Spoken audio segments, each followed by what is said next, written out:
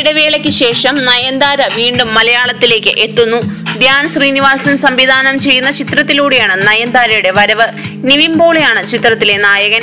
Love action drama എന്നാണ് ചിത്രത്തിന്റെ പേര്. അജു വർഗീസും വിശാഖ് സുബ്രഹ്മണ്യനും ചേർന്നാണ് ചിത്രം നിർമ്മിക്കുന്നത്. ഷാൻ റഹ്മാനാണ് സംഗീതം നൽകുന്നത്.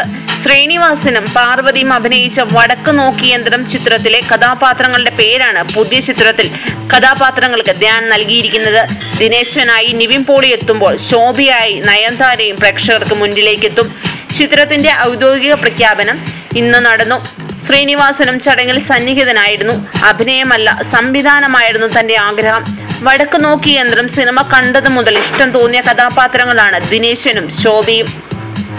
എന്നെങ്കിലും ഒരു സിനിമ ചെയ്യുമ്പോൾ ഈ പേരുകൾ കഥാപാത്രങ്ങൾക്ക് നൽകണമെന്ന് ഉറപ്പിച്ചിരുന്നു. പഴയ ദിനേശിന്റെ കുറേ സ്വഭാവം ഈ കഥാപാത്രത്തിനുണ്ട്. എന്നാൽ കഥയുമായി ഒരു ബന്ധവുമില്ല. ചിത്രത്തിൽ ശ്രീനിവാസൻ ഉണ്ടാകുമോ എന്ന് ഇപ്പോൾ പറയാനാവില്ലെന്നും ചടങ്ങിൽ സംസാരിക്കവേ ധ്യാൻ പറഞ്ഞു. കൂടുതൽ ചലച്ചിത്ര രംഗത്തെ വാർത്തകൾക്കായി സബ്സ്ക്രൈബ് ചെയ്യുക മലയാളം ന്യൂസ് ടൈം.